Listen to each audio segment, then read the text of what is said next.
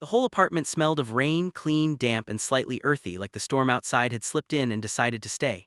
Late March in Boston turned everything into slow, muted shades of gray, the kind that made the world feel heavier and quieter. Distant thunder rolled through the city, a deep rumble echoing between the buildings, while raindrops tapped lightly against the windows as if they wanted to come inside. Inside, the air was warm and still, wrapping around the small space I shared with Ryan, my best friend and roommate for the last 3 years. Our apartment wasn't fancy. A narrow living room, a kitchen barely wide enough for one person, and two small bedrooms, but it was ours, and somehow that had always been enough. I closed the door behind me, shaking the rain from my umbrella as droplets dotted the scratched wooden floor. The lights were dim, shadows drifting across the walls. Ryan was stretched out on the couch like it belonged entirely to him, which honestly it almost did. Normally he'd sit up, ready with some joke about me being soaked or prepared to start one of his dramatic food arguments, but tonight felt off. He was quiet, too quiet. One arm covered part of his face, and even from a few steps away I could see the faint flush in his cheeks and the way his dark hair clung to his forehead. He wasn't just tired, he was clearly sick. "Rough day at the office?" I asked, trying to sound casual as I kicked off my wet shoes. Ryan groaned and cracked one eye open. "More like losing a fight with this flu," he rasped, voice rough and strained. He coughed once, winced, then burrowed deeper under the blanket.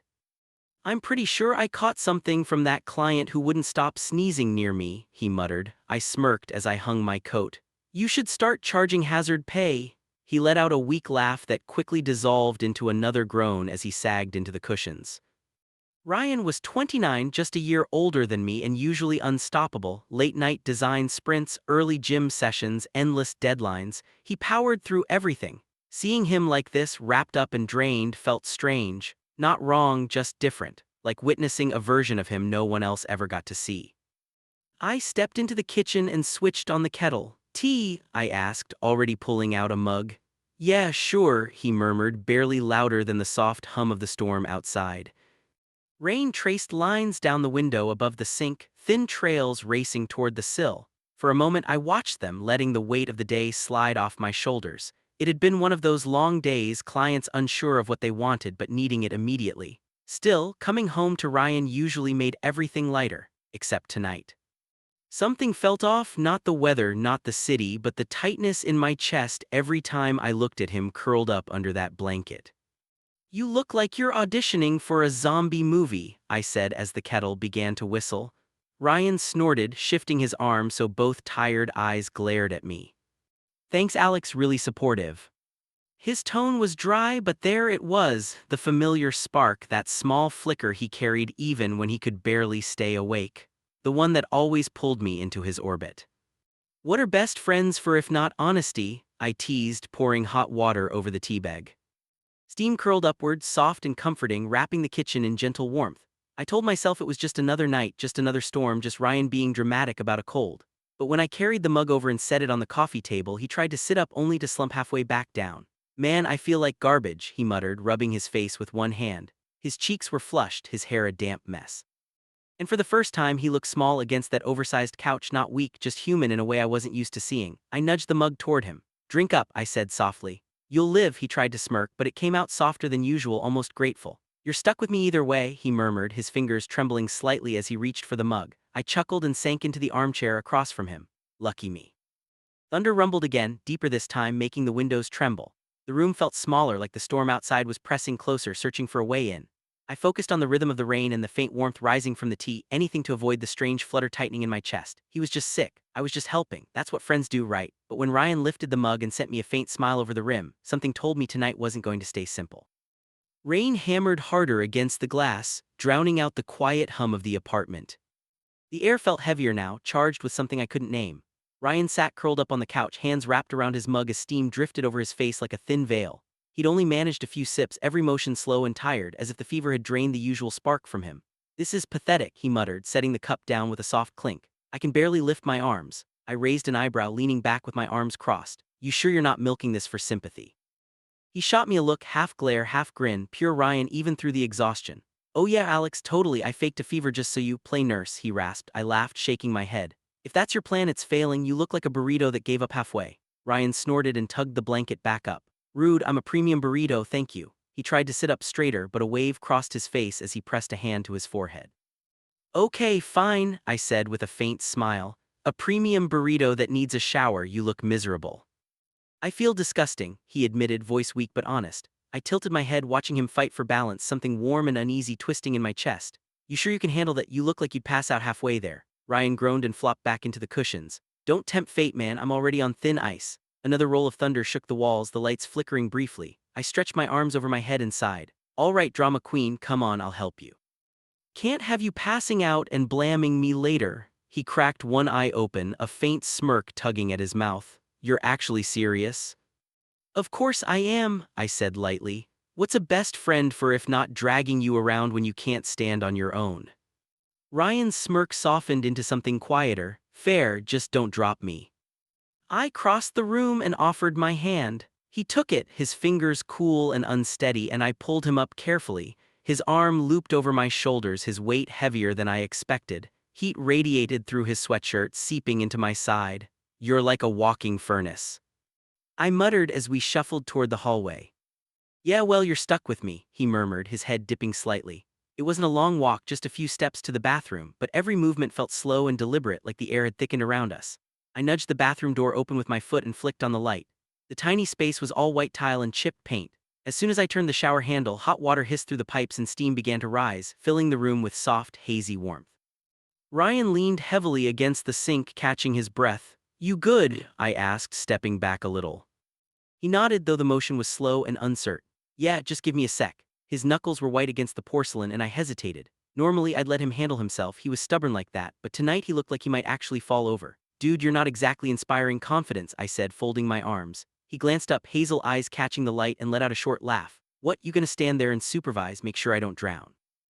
I rolled my eyes, trying not to smile. Tempting, but seriously need help, he hesitated, then gave a small, resigned shrug. Maybe just don't make it weird, I snorted. Me never. Keeping it light, I stepped closer and helped him tug the sweatshirt over his head. He wobbled, steadying himself with a hand on my shoulder, and I focused on the practical stuff, making sure he didn't stumble, tossing the damp shirt aside. Steam had filled the room completely now, softening the edges of everything, wrapping the space in warmth. Okay, I said as I backed toward the door with a teasing grin. That's where I draw the line. I'm a good friend, but not that good. Ryan laughed, a real one this time, rough but genuine. Coward, he teased, turning toward the shower with one hand braced against the wall. I lingered a moment, watching the first burst of water hit the tiles, its rhythm blending with the rain outside. Yell if you need me, I said, pulling the door halfway closed. Yeah, came his muffled reply through the steam. Back in the living room, the floor felt cool beneath my socks as I sank into the armchair again. The storm still raged beyond the windows, thunder rolling low and heavy, but something in the air inside had shifted almost imperceptibly. It felt like the room was holding its breath. I told myself it was nothing, just me helping a sick friend. But as the shower ran and thunder echoed across the city, that flutter in my chest returned, harder to ignore this time. The steady rush of water filled the apartment, mixing with the rain hammering the glass.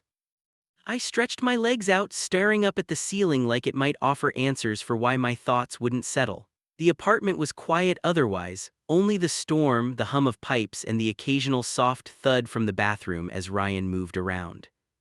I'd left the door cracked, half expecting him to call for help or throw a sarcastic comment my way, but nothing came. Not yet. The empty mug still sat on the coffee table, the last wisp of steam long gone, leaving a faint ring on the wood. I considered making another cup just to keep busy, just to quiet my head. A sudden clap of thunder made me flinch. I glanced toward the hallway. Steam was curling out now, drifting into the living room like a wandering ghost, carrying the familiar woodsy scent of Ryan's shampoo. He'd used the same one since we first moved in, back when we argued over shelf space and who deserved the bigger bedroom. 3 years of that, of his chaos, his energy, his presence filling every corner of my life. And yet tonight something about it felt different, not dramatic, just quietly significant, like a puzzle piece clicking into place. The shower shut off with a faint squeak. I straightened in my chair, listening. You alive in there? I called, trying to sound casual. There was a pause, then his reply, low and warm through the haze of steam. Yeah, just give me a sec. I heard the rustle of a towel and the soft thud of feet on tile. Grabbing the spare towel I'd left on the armrest, I walked toward the hallway and stopped just outside the bathroom. The door swung open, and there he was, hair dripping, a towel wrapped loosely around his waist, leaning against the frame like he wasn't sure he'd make it back to the couch. Wow, I said, tossing him the extra towel. You look like a drowned rat, I smiled. But hey, at least you're a clean one. He caught the towel with one hand, smirking as he rubbed it through his hair. High praise coming from you, Alex, he said, voice rough but lighter. I'll take it. His cheeks were still flushed, but the shower had helped. His eyes looked clearer, even if every movement seemed to take more effort than it should. I stepped closer to steady him, but he waved me off with a tired grin. I got it mostly. He shuffled past me, leaving a trail of damp footprints across the hardwood. I followed, grabbing a blanket from the back of the couch and holding it out as he sank into the cushions. Better, I asked, draping it over his shoulders. Yeah, he murmured, pulling it tighter. Hot water is basically magic. He leaned back, closing his eyes. For a moment, the only sounds were the soft rain outside and the slow, steady rhythm of his breathing. I perched on the edge of the coffee table, facing him, unsure what to do with my hands. The air still held a faint trace of steam, softening the edges of everything around us, and that familiar flutter in my chest returned, stronger this time. Then he opened his eyes and looked directly at me. The usual smirk wasn't there. Hey, he said quietly, his voice almost drowned out by the rain. You ever think about us as more than this?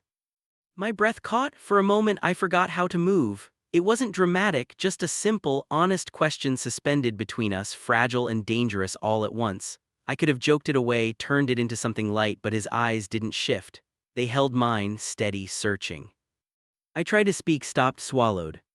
Because the truth was, I did think about it. On late nights when he crashed on my floor after movie marathons. On slow mornings when he sang off-key while making coffee. In all the small, stupid details that never left my head. Yeah, I said finally, softer than I intended. I've thought about it. His eyebrows lifted, surprise flickering before his expression warmed. Good, he murmured, leaning his head back. Because I have too. Something tightened inside my chest, but it wasn't fear. It felt like release, like something wound up for years was finally loosening. You're serious? I asked. He nodded, watching me with that same quiet intensity. Yeah, you mean more to me than just the guy who makes me tea when I'm falling apart. He laughed weakly and I couldn't stop my smile. You fall apart a lot, I teased.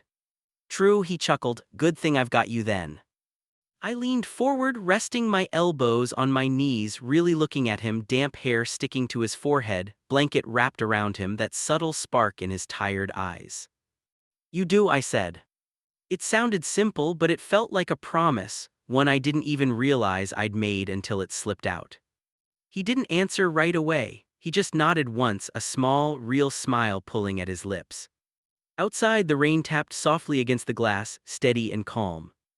The storm still lingered, but inside everything felt different, warmer, safer, like maybe this was always where we were supposed to end up, and all it took was one rainy night to finally see it. By morning, the storm had faded to a gentle patter on the windows. Sunlight filtered through the blinds in thin stripes across the floor. I woke up in the armchair, neck stiff, pillow half fallen to the ground. The apartment was quiet, too quiet.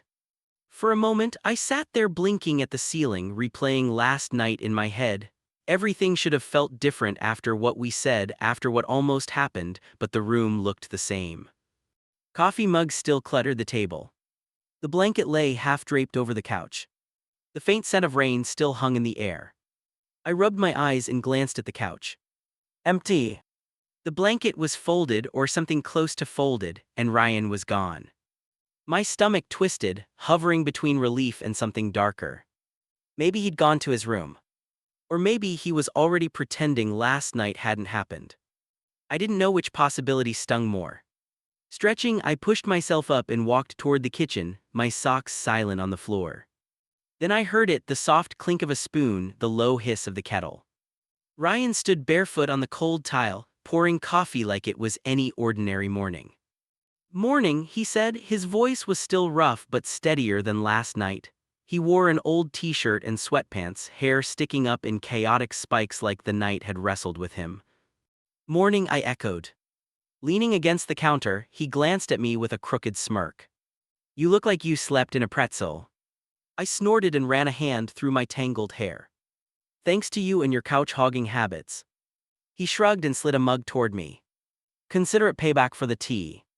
Warmth seeped into my hands as I took a sip. For a while, we didn't say anything. It wasn't awkward, just quiet, like the world was still waking up and we didn't want to break it.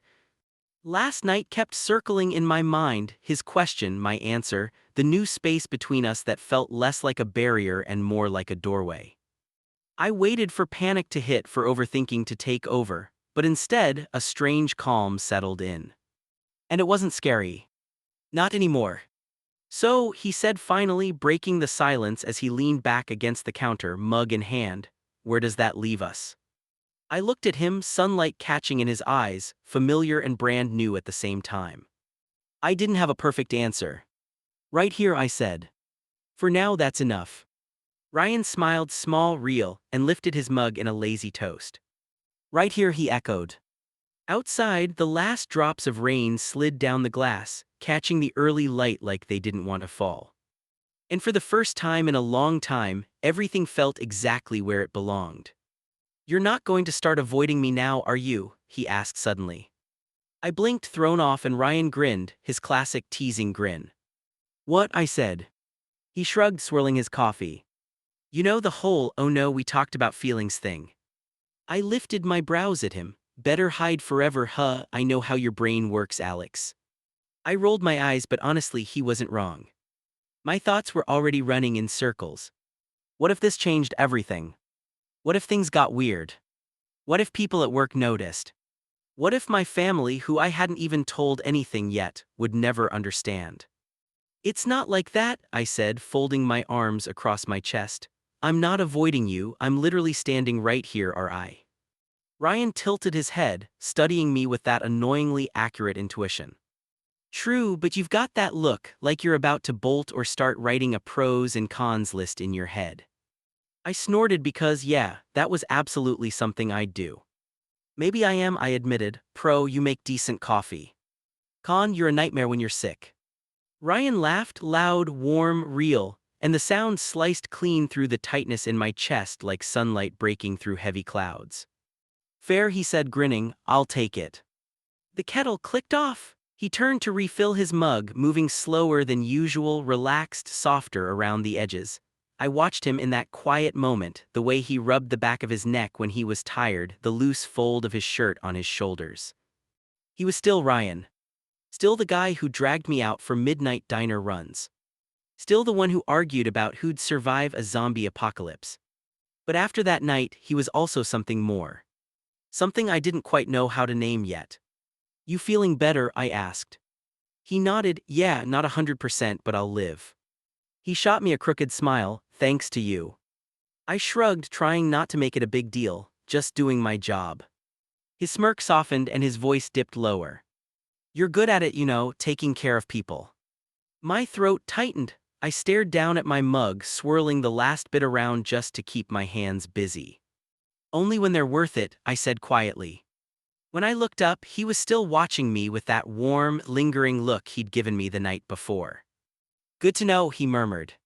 For a moment, the room felt smaller, not suffocating, just closer, like whatever we were sharing didn't need words anymore. The rain outside faded to a soft rhythm against the window. I sipped my coffee, letting the heat settle the last restless pieces inside me. Maybe this was complicated, maybe it would take time to understand. But when Ryan nudged my arm with his elbow and grinned like nothing had changed, I realized maybe it didn't have to be hard. Not yet. Not with him. The days after that rainy night slipped by the way they always did, but something quiet and good had shifted beneath the surface. The storm had passed, leaving the city washed clean, puddles glowing like mirrors under pale sunlight. Inside our little apartment, life returned to its usual rhythm. Ryan's cold faded into a memory. I went back to coding deadlines and the constant blue glow of my laptop. But we weren't quite the same anymore. Not really. Now he'd sit a little closer, his knee brushing mine without apology. He'd catch my eye over breakfast and grin like we were sharing a secret only we could see. It was a Thursday evening, about a week later, when everything finally clicked. The sun dipped low, casting the living room in soft gold. Ryan was sprawled across the couch, one leg dangling off the armrest, lazily scrolling through his phone. You up for a walk? He asked without looking up. I rinsed a mug in the sink and glanced at the window. It's going to rain again, I said. Dark clouds were gathering thick and full. He shrugged, tossing his phone onto the cushions. So we've got umbrellas. Live a little, Alex. I smirked, drying my hands on a towel. Says the guy who was a blanket burrito a week ago. He laughed, finally sitting up. Exactly, I've earned this, come on, I need air. There it was again, that spark in his eyes. The same spark that always managed to pull me along, no matter what. "Fine," I said, grabbing my jacket, "but if I get sick, you're making the tea next time." "Deal," he said, grinning as he slipped on his sneakers. We stepped outside just as the first drops began to fall, soft and scattered, tapping gently against the pavement. Ryan snapped open his umbrella, angling it high enough to cover us both, and we started walking side by side. The city hummed quietly around us, cars hissing through puddles, people darting into shop doorways, neon signs bleeding their colors across the wet asphalt. "See," he said, bumping his shoulder against mine, "not so bad." I rolled my eyes, but I didn't pull away. His arm brushed mine, warm, steady, grounding. "You're just lucky it's not a downpour yet," I muttered. He chuckled, the sound folding into the rhythm of the rain. We didn't talk much at first, just wandered through familiar streets, past the deli where we once argued about sandwich orders, past the park where he bet me he could climb a tree in one go and failed harder than anyone I'd ever seen. It was easy, the way it always was with him. But under the quiet, something new pulsed. Something unspoken, certain, real. I thought about that night, how he asked, how I answered. I spent so long keeping things simple, keeping everything safe. But maybe simple wasn't what we were meant for anymore. And now I couldn't remember why I ever pretended it had to be. "You're quiet," he said after a moment as we paused under a streetlight. Raindrops glittered along the umbrella, sliding off in thin silver streaks. "Just thinking," I said, shoving my hands into my pockets. He tilted his head, curious, patient. "About what?" I hesitated, then shrugged. "You, us, how it feels different now." His grin softened, like he'd been waiting for me to finally say it. "Yeah," he murmured, "different's not bad though, right?" I met his gaze, steady, warm, and shook my head. "No, not bad at all." The rain thickened into a gentle drizzle, nudging us toward the coffee shop on the corner. We slipped inside and found a small table by the window, watching the world outside dissolve into watercolor shapes. "You know," he said, stirring sugar into his coffee, "I wasn't sure you'd actually be okay with this, the whole more than friends thing." I raised a brow and took a sip. "What, you thought I'd run screaming?" He laughed, leaning back. "Maybe you're not exactly Mr. Chill." I smirked. "And you're not exactly subtle." He grinned, "Guess we balance each other out." We drifted naturally from teasing to quiet laughter, mocking the barista's unreadable handwriting on our cups, pointing out how the rain outside made everything look like a movie scene. It wasn't dramatic. No big speeches. No promises hanging in the air. Just us. Sitting across from each other, smiling into our coffees while the storm tapped gently against the glass. And somehow that was enough. More than enough. Later, back at the apartment, we stepped out onto the balcony. The rain had faded to a soft mist. Ryan leaned against the railing, cup still in hand, and I stood beside him close enough that our shoulders touched. "This is good," he said quietly, almost like he wasn't talking to me so much as acknowledging it out loud. "Yeah," I murmured, feeling the truth of it settle deep in my chest. "Yeah, it is." The city stretched out below us, glowing softly through the fatting drizzle. And I realized I didn't care, not about work, not about family, not about what anyone else might think. This was ours. That was all that mattered. We stood in silence, shoulder to shoulder, watching the last of the rain fade into the night. And I knew then that whatever came next, we'd figure it out. Together.